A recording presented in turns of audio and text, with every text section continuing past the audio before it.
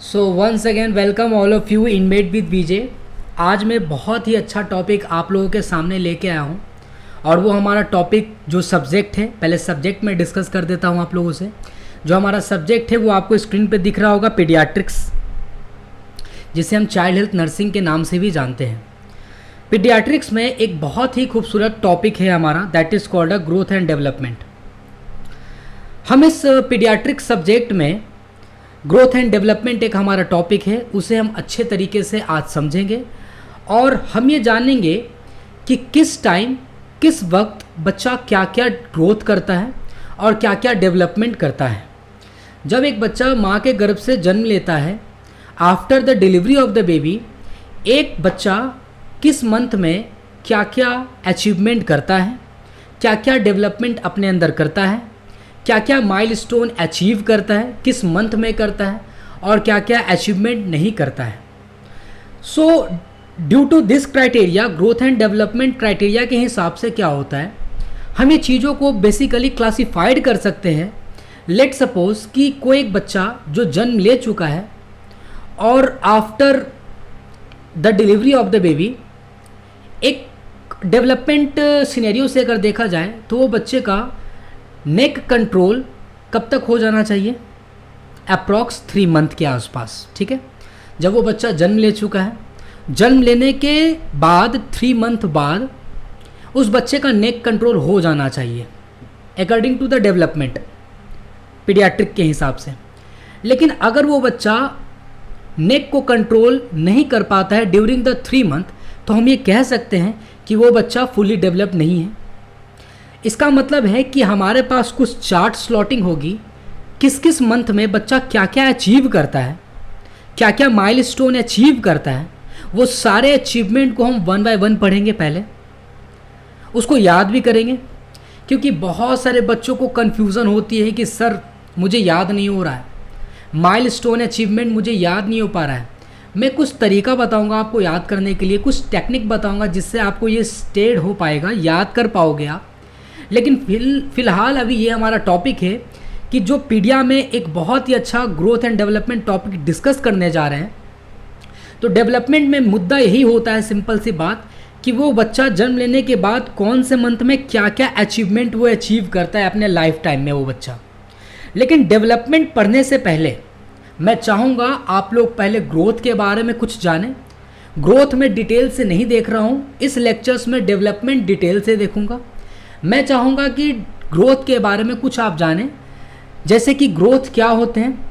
लेकिन ग्रोथ जानने से ही पहले आपको फेजेस ऑफ ग्रोथ जानना इम्पोर्टेंट है। तो आइए, डेवलपमेंट जानने से पहले मैं आप लोगों को कुछ फेजेस ऑफ ग्रोथ पढ़ाता हूँ। फेजेस ऑफ ग्रोथ पढ़ने के बाद हम लोग डेवलपमेंट देखेंगे कि कब कब बच्चा किस मंथ में कितना डेवलप्ड होता है और क्या क्या माइलस्टोन अचीव करता है अपने लाइफ टाइम में। तो बहुत ही अच्छे तरीके से इस टॉपिक को डिस्कस करेंगे, बस आप लोग अपना साथ बनाए रखें, इसी तरीके से सपोर्ट करते रहें। सो स्टार्ट करते हैं इस टॉपिक को बिना लेट किए हुए, and that is called a phases of growth. आप देख सकते हैं आप स्क्रीन पे कि मैंने हेडिंग डाल दिया है फेजेस ऑफ ग्रोथ को लेके। ठीक है, सबसे पहले याद रखना है कि ग्रोथ फेजेस में हम 3 पीरियड में बेसिकली बांटते हैं। पहला हमारा पीरियड होगा and that is called a prenatal period. ठीक है, मैंने फेजेस ऑफ ग्रोथ को अलग अलग क्राइटेरिया में बांटा है। सबसे पहले मैं क्या पढ़ रहा हूँ, मैं प्री नेटल डेवलपमेंट। तो प्री नेटल डेवलपमेंट क्या होता है समझिएगा। प्री नेटल डेवलपमेंट के अंदर 3 चीज़ें हमें पढ़नी पड़ेंगी। पहला हमें पढ़ना है जाइगोट के बारे में, या इसी को हम लोग बोलते हैं फर्टिलाइज्ड ओवम। ठीक है, सेकेंड टॉपिक हम लोग पढ़ेंगे इसमें एम्ब्रियो के बारे में या एम्ब्रायो के बारे में, एंड थर्ड हम लोग पढ़ेंगे फीटस के बारे में। तो फर्स्ट फेजेस ऑफ ग्रोथ की अगर मैं बात करता हूं तो वह है हमारा प्री नेटल पीरियड। तो आपको ये याद रखना है कि जाइगोट कब कहलाता है, एम्ब्रियो कब कहलाता है और फीटस कब कहलाता है। तो आप याद रखिएगा, at the time of fertilization से लेके at the time of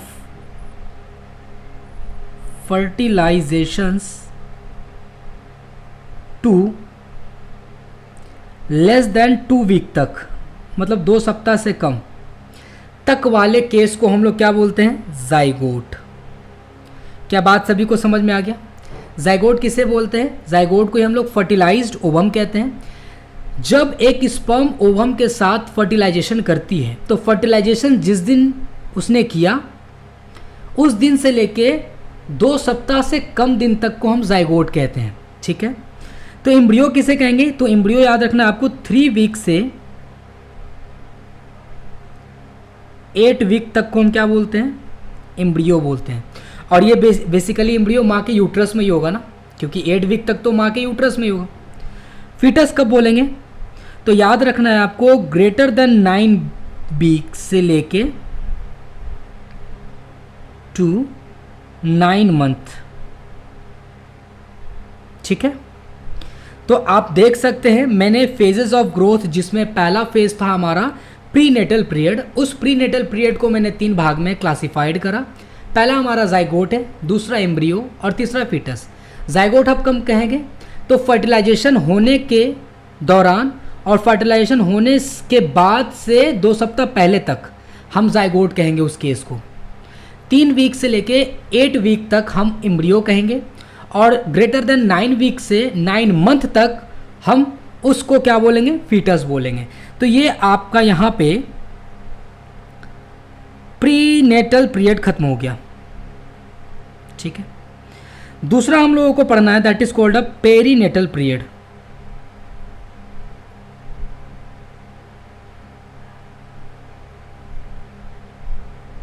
perinatal period किसको कहते हैं? तो याद रखिएगा 22 weeks of gestation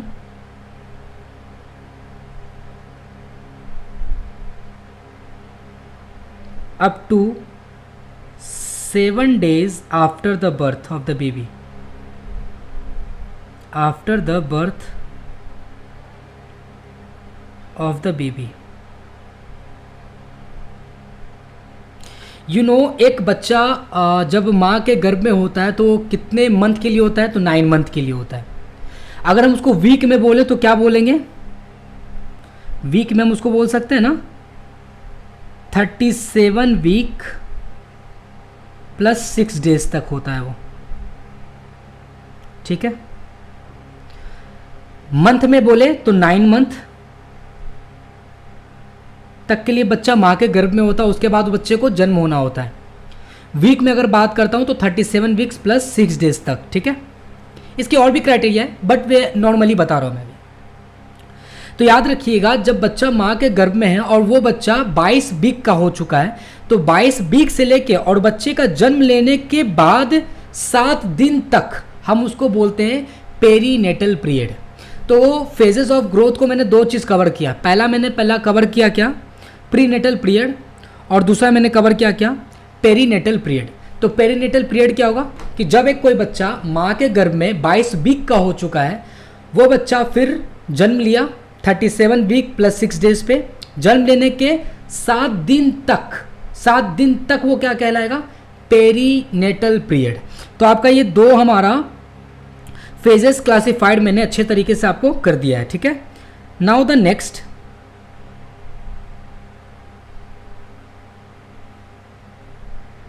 and the third one is, wait a minute,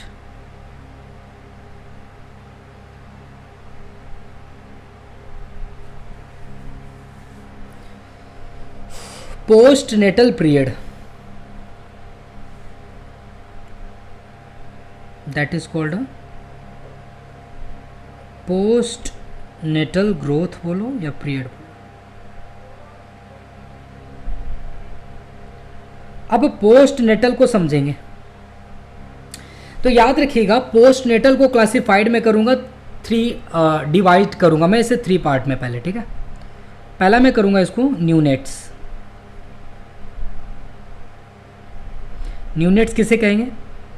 then after we talk about the infants, and now next हम लोग बात करेंगे दैट इज कॉल्ड टॉडलर्स। ठीक है। तो मैं 3 चीज़ों की बात करूँगा मैं अभी, ठीक है। तो याद रखना है आपको कि न्यूनेट्स कब होगा। तो न्यूनेट्स जो होता है जब बच्चा जन्म ले चुका है, तो जन्म लेने के दौरान जो फर्स्ट डे है वहाँ से लेके 4 वीक तक, मतलब कि 28 डेज तक कह सकते हो। मतलब मोटा मोटी ये कह सकते हो कि बच्चा जन्म आज लिया, आज से 1 महीने तक को हम क्या बोलेंगे बेटा, न्यूनेट्स बोलेंगे, ठीक है। तो याद रखना है 1 to 4 वीक तक, या फर्स्ट डे से ना, है ना, तो ज़्यादा अच्छा रहेगा ये। 1 minute.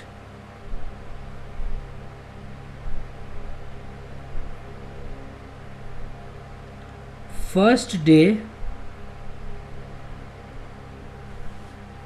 Of birth to 4th week तक, मतलब ये कह सकते हो कि 0 to 28 डेज तक वाले बच्चे को हम क्या बोलते हैं, मतलब जो बच्चा आज जन्म लिया है तो आज से 28 दिन तक न्यूनेट्स कहलाएगा। अब इस न्यूनेट्स को भी हम 2 भाग में क्लासिफाइड करते हैं। एक हम करते हैं, यहाँ लिख देता हूँ मैं, early neonates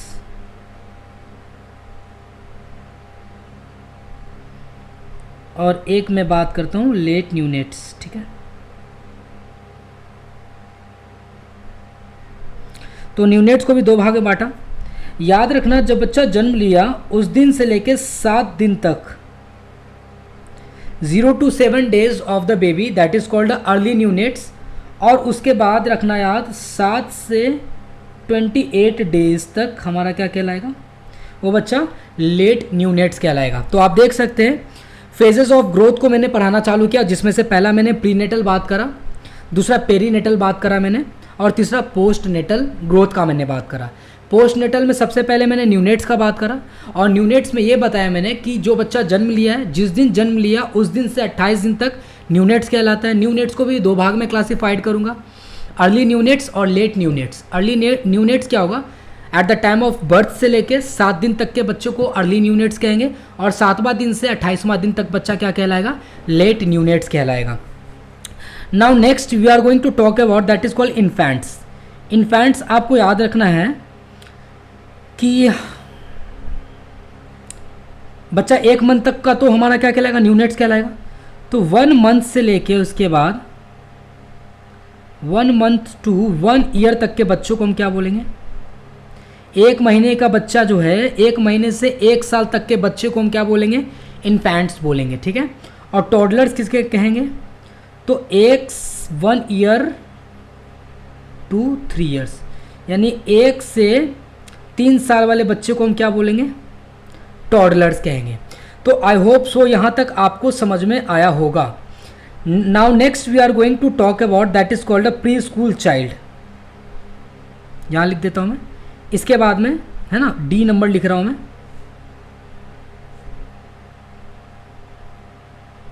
and that is called अ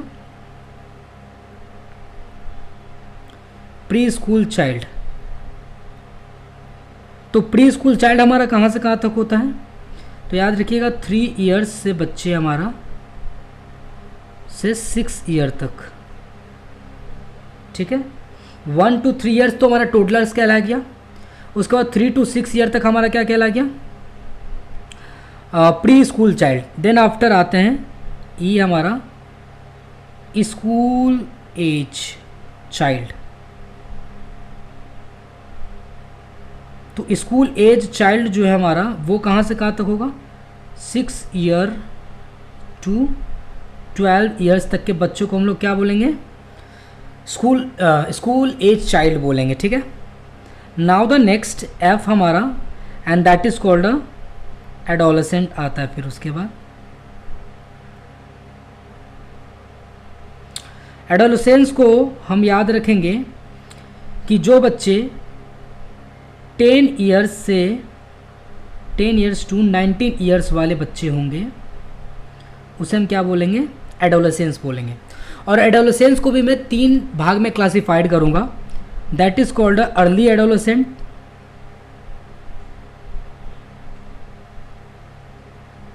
उसके बाद मिड एडोलेसेंट और लेट एडोलेसेंट, ठीक है। जो अर्ली एडोलेसेंट होंगे वो 10 से 13 साल वाले बच्चे होंगे। जो मिड वाले होंगे वो आपका 14 टू 16 ईयर्स तक वाले होंगे, और जो लेट एडोलेसेंट वाले होंगे वो 17 टू 19 ईयर्स वाले होंगे। तो इस तरीके से पूरा का पूरा टॉपिक मैंने फेजेस ऑफ ग्रोथ को मैंने क्लासिफाइड कर दिया है, प्रीनेटल पीरियड में, पेरीनेटल पीरियड में एंड पोस्ट नेटल ग्रोथ में। तो इस तरीके से आप देख सकते हो मैंने डिटेल में काफ़ी अच्छे तरीके से आपको समझा दिया है। सो इससे हमारा क्या होता है कि अब हमारा जो ग्रोथ से रिलेटेड पॉइंट था वो यहाँ पे ख़त्म होता है। Now we are going to start the topic of development, ठीक है। अब मैं टॉपिक कौन सा चालू करने जा रहा हूँ, डेवलपमेंट को लेके। The topic we are going to start that is called the development, ठीक है। तो आप देख सकते हैं यहाँ स्क्रीन पे कि आपको टोटल 4 डोमेन ऑफ डेवलपमेंट पढ़ना है, माइलस्टोन। पहला हमारा ग्रॉस मोटर माइलस्टोन डेवलपमेंट क्या होता है बताऊंगा। दूसरा है हमारा फाइन मोटर माइलस्टोन। थर्ड है हमारा लैंग्वेज माइलस्टोन एंड फोर्थ है हमारा सोशल माइलस्टोन। मतलब एक बच्चे में अगर डेवलपमेंट देखा जाता है तो ये टोटल 4 डोमेन होते हैं, 4 अलग अलग डेवलपमेंट के एरियाज होते हैं बच्चों में। ग्रॉस मोटर डेवलपमेंट देखेंगे बच्चों में, फाइन मोटर डेवलपमेंट देखेंगे बच्चों में, लैंग्वेज डेवलपमेंट देखेंगे बच्चों में, और सोशल डेवलपमेंट देखेंगे। मतलब कि वो सोसाइटी से किस तरीके से रिलेटेबल है कि नहीं बच्चा, मतलब कि सोसाइटी से हटके तो नहीं रह रहा। लैंग्वेज मतलब कि बोलने का, बच्चा शुरुआत में क्या करता है, पा डा ला 2 सेंटेंस ही यूज़ करते हैं, धीरे धीरे 3 सेंटेंस। तो कैसे कैसे लैंग्वेज में वो अपनी सुधार करते हैं बच्चे समय के साथ साथ। सोसाइटी में कैसे वो धीरे धीरे अपने आप को सुधार करते हैं, एडजस्ट करते हैं। ग्रॉस मोटर और फाइन मोटर डेवलपमेंट क्या होता है वो समझेंगे। तो डेवलपमेंट टोटल 4 डोमेन में बटा हुआ है। आइए हम लोग 1 बाय 1 सबसे पहले ग्रॉस मोटर डेवलपमेंट को हम लोग पढ़ेंगे। तो यहाँ स्क्रीन पे आपको दिख रहा होगा ग्रॉस मोटर डेवलपमेंट के बारे में, दिख रहा है सभी को ग्रॉस मोटर। एक चीज़ आप हमेशा शॉर्ट में याद रखना कि कोई भी डेवलपमेंट हो हेड टू टो होगी, ठीक है। इसलिए देखो मैंने यहाँ पे पॉइंट्स लिखा है कि डायरेक्शन ऑफ डेवलपमेंट जो है हमेशा किधर से किधर होना चाहिए, सिफेलो कॉर्डल। सिफेलो का मतलब होता है ब्रेन और कॉर्डल का होता है टेल रीजन, मतलब अप टू डाउन हमेशा डेवलपमेंट होगा। समझ में आ गया मेरी बात। जैसे कि याद करो मैंने एक पॉइंट डिस्कस करा था कि जब बच्चा जन्म लेने के बाद, मतलब जब बच्चा जन्म ले चुका है, जब बच्चा 3 महीने का है तो उस वक्त बच्चा के पास क्या कैपेबिलिटीज़ आती है, हेड कंट्रोल कर सकता है वो, या उसको हम लोग बोलते हैं नेक होल्डिंग। नेक को अपना होल्ड कर सकता है, कंट्रोल कर सकता है। मतलब कि एक बच्चा जो जन्म ले लेता है, जन्म लेने के बाद जब वो बच्चा 3 महीने का होता है तो उसके अंदर हेड कंट्रोल करने की एक्टिविटी आ जाती है 3 महीने के बच्चों में। अगर नहीं आया तो कह सकते हैं कि उसमें डेवलपमेंट अभी अच्छे तरीके से नहीं हुआ है। क्या बात समझ में आए। दूसरा, जब बच्चा 4 टू 6 मंथ का होगा तो उस वक्त वो बच्चा रोल ओवर कर सकता है ट्रंक के हेल्प से। रोल ओवर क्या होता है, मतलब मैं फोटोज दिखाता हूँ आपको, ये वेट अ मिनट। देखो हेड कंट्रोल करना आप देख सकते हो, 1 मिनट। आप देख रहे हो बच्चा यहाँ पे हेड कंट्रोल करके रखा हुआ, अपना हेड कंट्रोल किया हुआ, तभी तो बच्चा ये अपनी गर्दन को उठा के रखा हुआ है, ठीक है। दूसरा क्या पढ़ा हम लोगों ने, हेड कंट्रोल कब हो रहा था, तो 3 मंथ्स वाले बच्चे में। बात समझ में आ गई। दूसरा हम लोगों ने पढ़ा, ये हमारा फर्स्ट था, ठीक है। दूसरा हम लोगों ने पढ़ा था रोल ओवर। रोल ओवर कब होते हैं तो बच्चों में 4 टू 6 मंथ वाले बच्चों में, ठीक है ना। और ट्राइपॉड पोजीशन जो है वो 6 महीने के बच्चों में देखने के लिए मिलता है।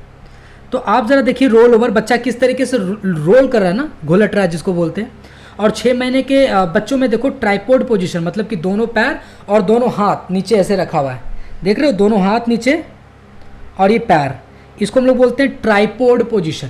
तो एक बच्चा ट्राइपॉड पोजीशन में कब बैठने लगता है? जब वो बच्चा 6 महीने का होता है।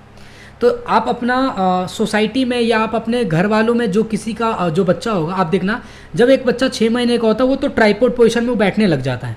जब बच्चे 3 महीने का होगा तो नेक कंट्रोल, नेक होल्डिंग कैपेसिटी वो लाने लग जाएगा। जब बच्चा 4 से 6 महीने का होगा तो वो रोल बच्चा करने लग जाएगा। ठीक है, यहाँ तक बात समझ में आ गया?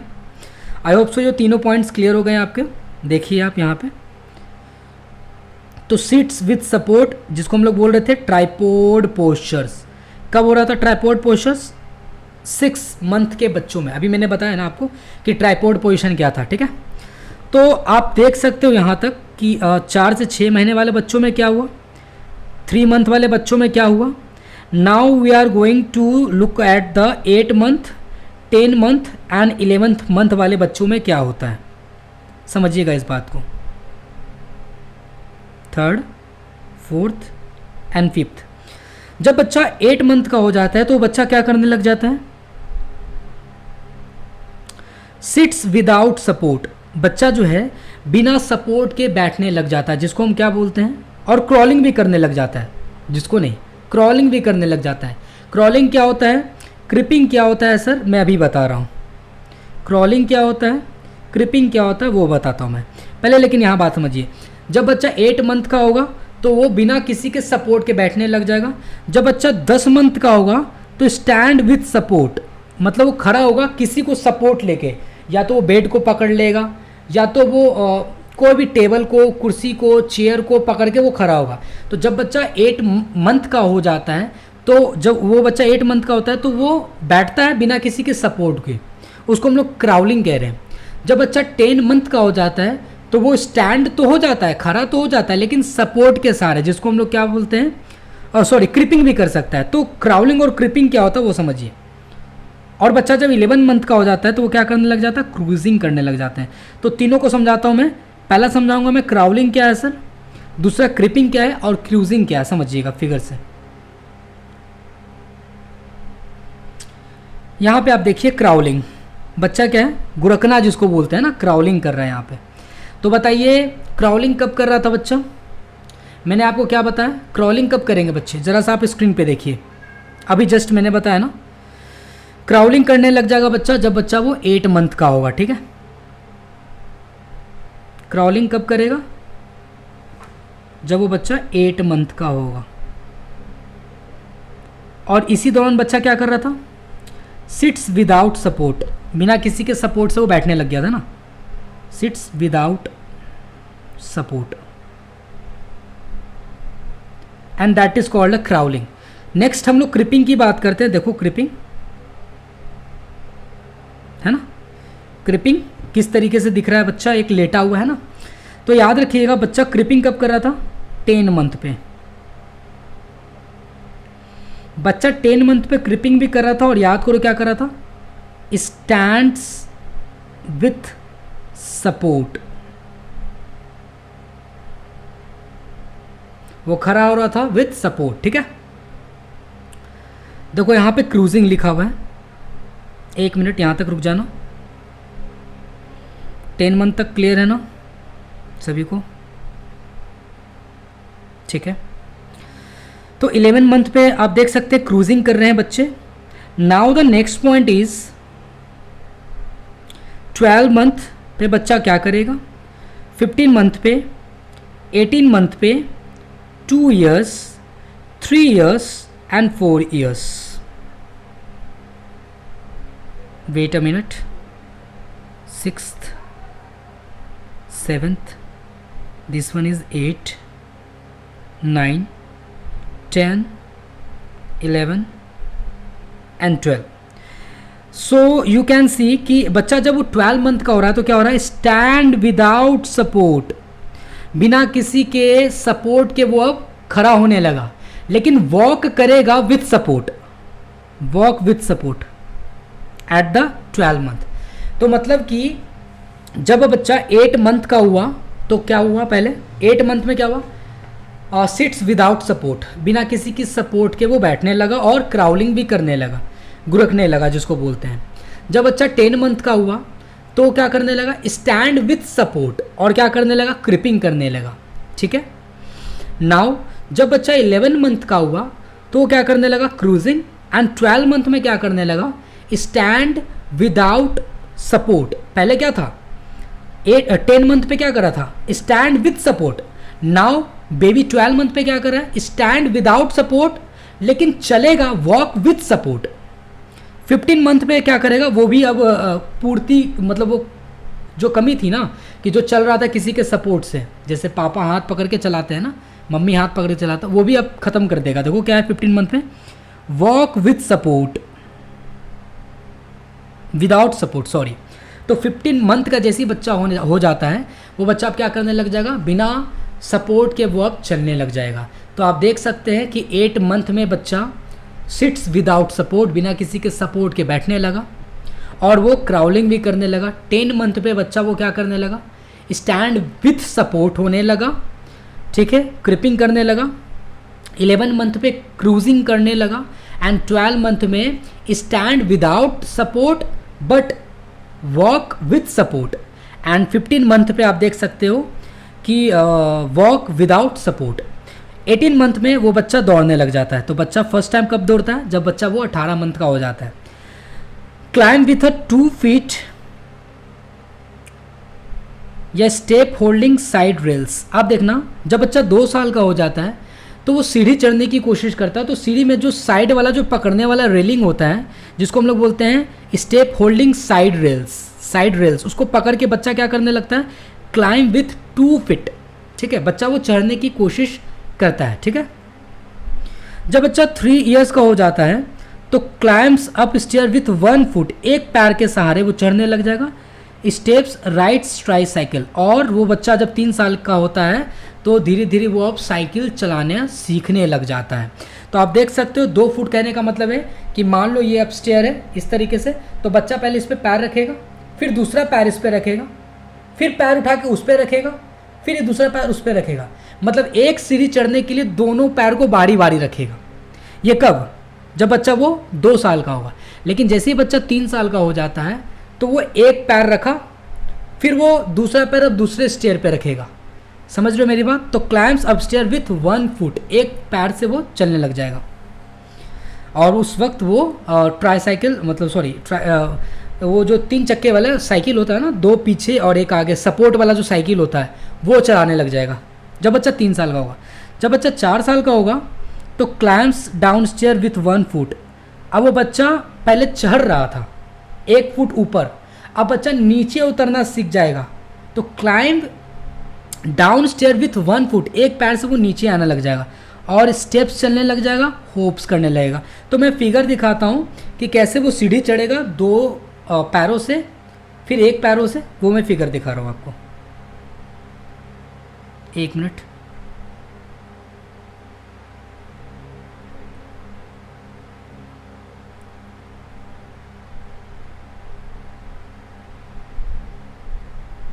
तो आप देख सकते हो ये बच्चा जो है स्टैंड विदाउट सपोर्ट है। देखो वॉक विदाउट सपोर्ट, ठीक है।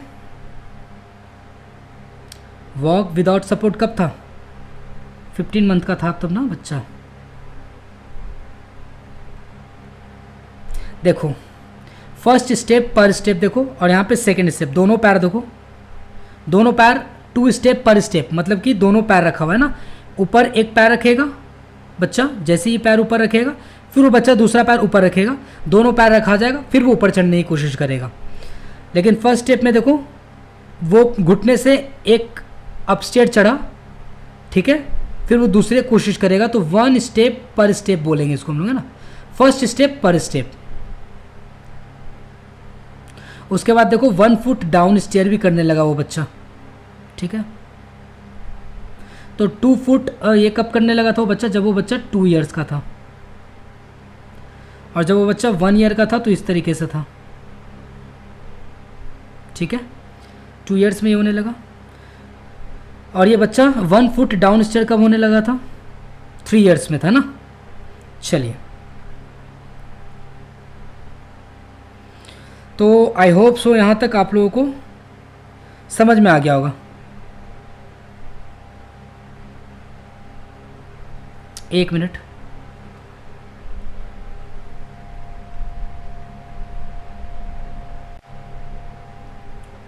सो ओके, जो हमारा 4 डोमेन था डेवलपमेंट का, जिसमें से हम लोगों ने फर्स्ट ग्रॉस मोटर कवर कर दिया मैंने। Now we are going to start the fine motor milestone. Fine motor को देखते हैं। तो फाइन मोटर में सबसे पहले हम लोग को पढ़ना है ग्रास्पिंग। उसमें क्या है समझिएगा। बेबी 0 to 3 मंथ पे क्या होगा, 4 मंथ पे, देन आफ्टर 6 मंथ पे, 8 मंथ पे, 9 month, 12 month and here is 15 month पे। ठीक है, तो आप देखो इस चीज़ को ज़रा समझना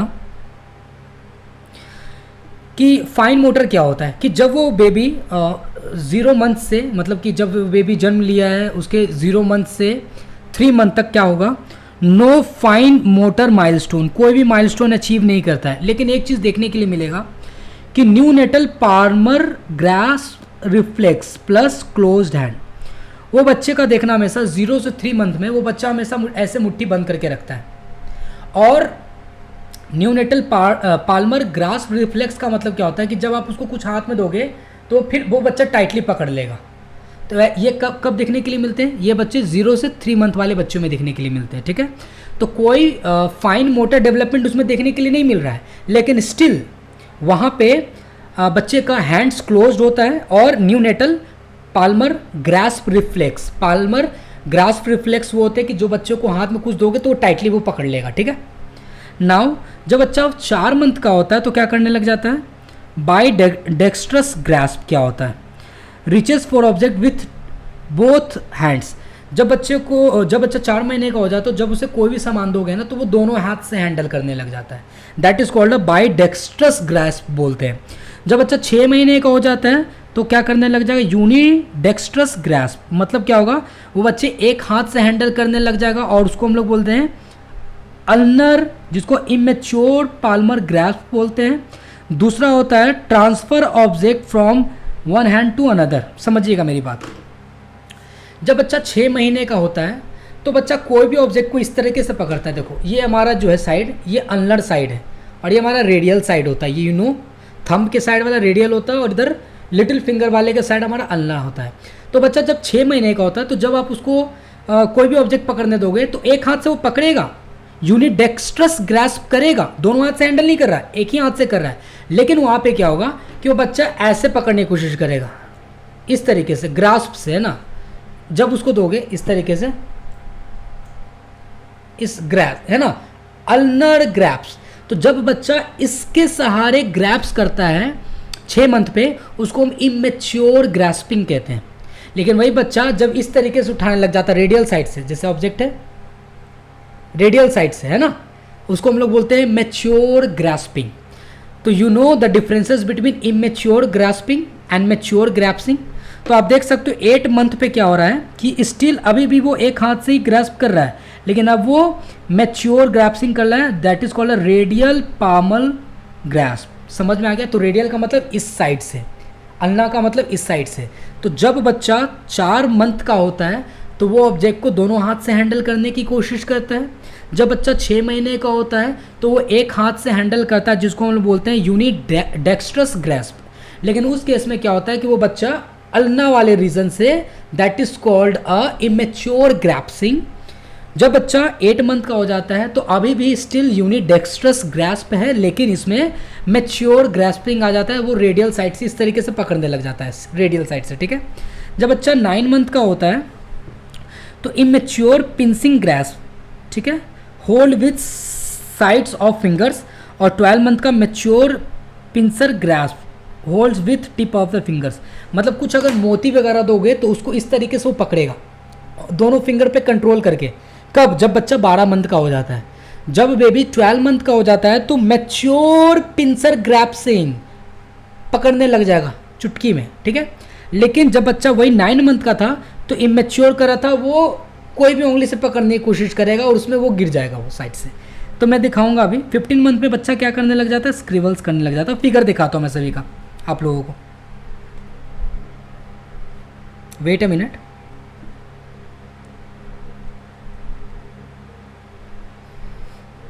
देखो ये जो अभी मैंने फिगर आपको बताया ये हमारा था, देखो पाल्मर ग्रैप्स रिफ्लेक्स, कैसे बच्चे को हाथ में कुछ भी दे रहे हो तो वो मुट्ठी बंद कर ले रहा है, and that is phenomenon is called a Palmer grasp reflex. ये किस में देखने के लिए मिलता है?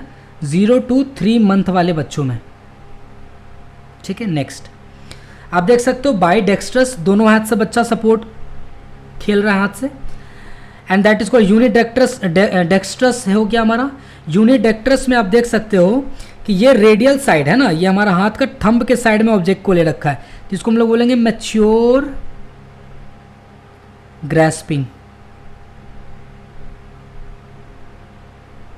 और एक था अल्नर साइड से पकड़ रहा था, देखो एक हाथ से ऑब्जेक्ट को हैंडल कर रहा है, और transfer of object one hand से एक हाथ से दूसरे हाथ में ऑब्जेक्ट को ट्रांसफर कर सकता है। पिंसर देखो 2 उंगली से उठा रहा है ना ये ऑब्जेक्ट को, and that is called a mature pincer, आपको दिखने के लिए मिल रहा है, ठीक है। और स्कीवल्स का मतलब देखो ये हाथ में मुट्ठी में ऐसे कलम को पकड़ेगा और इस तरीके से कॉपी पे करने लग जाएगा, दैट इज कॉल्ड स्क्रिबल्स। जब बच्चे को आप देखते होगे ना, जब 15 मंथ का 14 मंथ का बच्चा होता है, आप उसको हाथ में पेन या पेंसिल देते हो तो इस तरीके से घिस देता है ना, दैट इज कॉल्ड स्क्रिबल्स। तो यहाँ तक बात समझ में आ गया? Okay, very good. आपको आई होप सो अच्छे तरीके से समझ में आ रहा होगा। सो अब यहाँ पे आपको देखा जाए कि फाइन मोटर में ग्रैस्पिंग क्लियर हो गए यहाँ तक, ठीक है। नाउ द नेक्स्ट हम लोग स्टार्ट करने जा रहे हैं टावर ऑफ क्यूब्स के बारे में। टावर ऑफ क्यूब्स क्या होता है समझिएगा, मतलब वो बच्चा क्यूब्स बना सकता है कि नहीं बना सकता है, मतलब टावर खड़ा करता है ना, एक खिलौने के ऊपर दूसरा खिलौना रखना, उसको हम लोग बोलते हैं। तो देखेंगे 15 मंथ पे, 18 मंथ, 2 ईयर्स और 3 ईयर्स।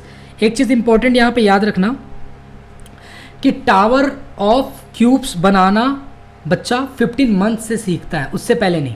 15 मंथ पे आप देखो क्या लिखा, makes a tower of 2 cube, 2 cube को आपस में खड़ा कर सकता है। लेकिन जब बच्चा वो 18 मंथ का होता है तो मेक्स टावर ऑफ 3 क्यूब, ठीक है। जब वो बच्चा 2 साल का हो जाता है तो मेक्स टावर ऑफ 6 क्यूब। तो पहले 2 क्यूब्स बना रहा था 15 मंथ पे, 18 मंथ पे 3 क्यूब्स का बना रहा था, और जैसे ही बच्चा 2 साल का हुआ तो अब 6 क्यूब का वो टावर बना सकता है। जैसे ही बच्चा 3 साल का होगा तो वो 9 क्यूब्स का टावर बना सकता है। तो आप देख सकते हो 3 का टेबल आप याद सकते हो, 3 2 जा 6 एंड 3 3 जा 9। तो आप देख सकते हो 15 मंथ पे बच्चा कैसे 2 क्यूब का टावर बना रहा है, फिर उसके बाद 18 मंथ पे बच्चा 3 क्यूब का, फिर 2 ईयर्स पे 6 क्यूब का, और 3 ईयर्स पे आप देख सकते हो बच्चा 9 क्यूब का टावर बना सकता है। वो उसकी डेवलपमेंट हो गई बच्चे की। कोई बच्चा नहीं कर पा रहा है तो हम उसको कहेंगे कि वो डेवलप नहीं है। Now next we are talking about the drawing, ठीक है। ड्राइंग करना बच्चा 2 साल पे सीखता है, तो 2 साल से पहले हम बच्चे में नहीं देख सकते कि वो बच्चा ड्राइंग करने की कोशिश कर रहा है, ठीक है। बच्चा ड्राइंग करना 2 साल पे सीखता है, और क्यूब का टावर बनाना बच्चा 15 मंथ पे सीखता है, तो ये भी इंपॉर्टेंट है, ठीक है। देखना बच्चा जब 2 साल का हो जाता है तो ड्रॉ लाइन करेगा, हॉरिजॉन्टल लाइन बनाएगा 18 मीटर 18 टू 2 ईयर्स। मतलब क्या कह रहा है समझिएगा, जब बच्चा 2 साल का हो जाता है तो वो इस तरीके से हॉरिजॉन्टल लाइन बनाना सीख जाता है। जब बच्चा 3 साल का होता है, और सॉरी 2 साल का ही है, और 2 ईयर्स में तो उसने सीखा है, 1 मिनट इस तरीके से लिख देता हूँ मैं, रुक जाओ।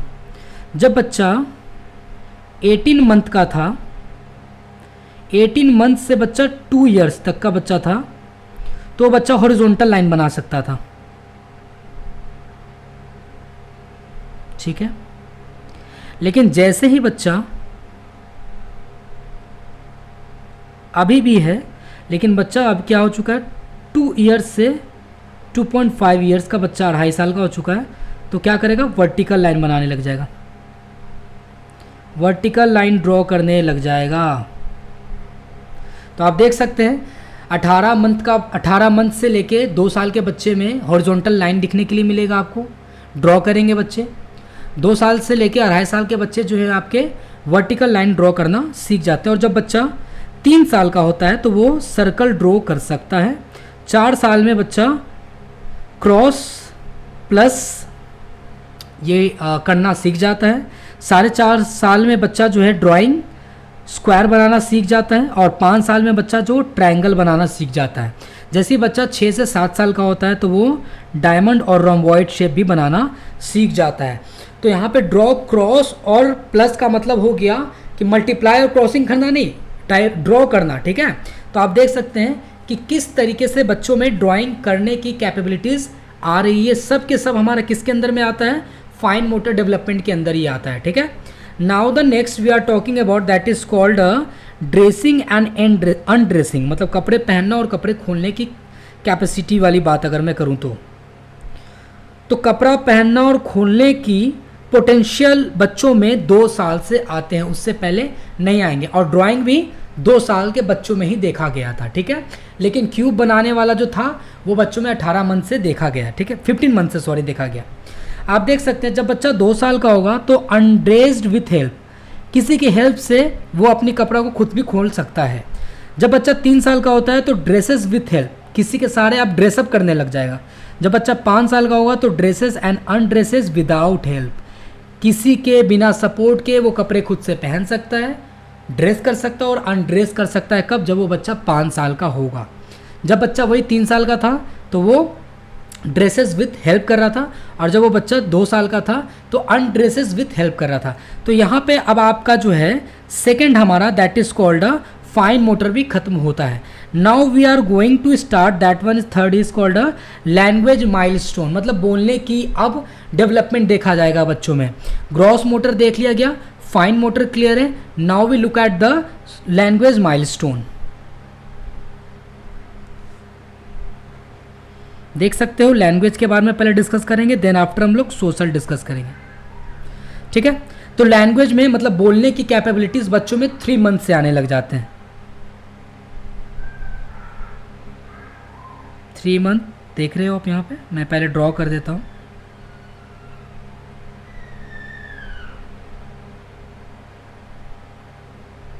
चलिए देखिए, जब बच्चा 3 मंथ का होता है तो उसमें डेवलपमेंट क्या देखने के लिए मिलता है। In case of language development की बात कर रहा हूँ मैं। अब मैं मैं सिंपल सी बात है, मैं अभी फाइन मोटर की बात नहीं कर रहा हूँ और मैं ग्रॉस मोटर की नहीं बात कर रहा हूँ। ग्रॉस मोटर का मतलब होता है कि पूरे बॉडी में वो डेवलपमेंट दिख रहा। फाइन मोटर का मतलब होता है कि कुछ सेलेक्टिव चीज़ों पे वो डेवलपमेंट दिखना। ग्रॉस मतलब पूरे बॉडी पे डेवलपमेंट दिखना, फाइन में कुछ सेलेक्टिव जगह पे डेवलपमेंट दिखना, एंड लैंग्वेज वाले में सिंपल सी बात है कि बोलने की। तो जब बच्चा 3 मंथ का होता है तो क्विंग साउंड करता है, म्यूजिकल साउंड, बच्चा क्विंग की साउंड निकालता है। कैसा होता है आप लोग यूट्यूब से ज़रूर सुनना। जब बच्चा 4 मंथ का हो जाता है वह लाफ अलाउड, बच्चा ज़ोर ज़ोर से हंस सकता है ना। 6 मंथ का जब होता है तो मोनो सिलेबस, मतलब कि माँ पा, सिर्फ ये बोल सकता है एक ही वर्ड का माँ। आप ये मत समझ लेना कि माँ मतलब MA मतलब 2, माँ मतलब कि एक बार बोला है ना, माँ ऐसे बोला, माँ माँ, ये 2 बार हो गया। तो बच्चा 9 मंथ का जब होता है तो 22 सिलेबस हो जाता है, मतलब कि देखो 2 बार मामा, पापा, दादा, दादा, दादी, ठीक है, यहाँ तक क्लियर है। तो देख सकते हो 3 मंथ, 4 मंथ, 6 मंथ, 9 मंथ। 1 साल में बच्चा क्या करता है, 1 से 2 मीनिंगफुल वर्ड बोलना चालू करता है वो, ठीक है। जब बच्चा 15 मंथ का हो जाता है, 1 मिनट, ओके हाँ, जब बच्चा 15 मंथ का हो जाता है तो जार्गोन स्पीच मतलब क्या होता है, मीनिंगलेस वर्ड्स बोलने लग जाएगा। जो वो बोलेगा वो उसका कोई मतलब नहीं निकलेगा। Temporary milestone for 1 to 2 month, 1-2 महीने के लिए वो बच्चों में रहता है वो, ठीक है। मतलब वो जो बोल रहा है वो समझ में आ नहीं रहा है, तो ऐसा कैसे 1-2 महीने के लिए होगा बच्चों के। जैसे बच्चा 18 मंथ का हो जाता है तो 8 से 10 मीनिंगफुल वर्ड्स अब बोलने लग जाएंगे। पहले क्या था, 1 से 2 मीनिंगफुल वर्ड बोल रहा था, जैसे पानी पिए, है ना, मतलब 1-2 वर्ड मीनिंगफुल बोल रहा था। अब जैसे ही बच्चा 18 मंथ का हुआ तो 8 से 10 मीनिंगफुल वर्ड्स बोलने लग जाएगा। 2 साल का बच्चा जब होगा तो 100 words speak in sentence, sentence में 100 वर्ड्स को बोलने लग जाएंगे, ठीक है। जब बच्चा 3 साल का होगा तो रिकॉग्नाइज एंड टेल्स, नेम अपना बताने लग जाएगा, एज बताएगा, जेंडर बताने लग जाएगा वो अपना बच्चा। और जब बच्चा 4 साल का होगा तो टेल स्टोरी एंड राइम्स और पोएम्स भी बोलने लग जाएगा। तो बच्चा देखो जब 4 साल पे हो रहा है तो वो क्या क्या, स्टोरी, पोएम्स, राइम्स गुनगुनाने लग जाएगा, गाने लग जाएगा। और जब बच्चा 3 साल का था तो अपना नाम, एज, जेंडर बताने लग जाएगा। 2 साल में बच्चा जो है वो 100 वर्ड्स और स्पीक्स इन सेंटेंस वो बोलने लग जाएगा। यहाँ तक क्लियर है सभी को? तो आपको मैंने फिगर आपको बाकी सारा दिखा रखा था। Now the next last one is that is called a social milestone. तो यहाँ पे आपका मैंने gross motor, fine motor, language motor मैंने आपको ख़त्म कर दिया है। सोशल मोटर जो है मैं आपको नेक्स्ट लेक्चर्स में प्रोवाइड करूँगा। आई होप सो यहाँ तक आपको वीडियो अच्छे तरीके से समझ में आया होगा। और अगर आपको समझ में आया होगा तो please make a like and subscribe और चैनल को आगे की तरफ फॉरवर्ड करें ताकि आपके फ्रेंड सर्किल में भी जाएँ तो लोग इसे अच्छे तरीके से सीखें। Thank you and hope for the best.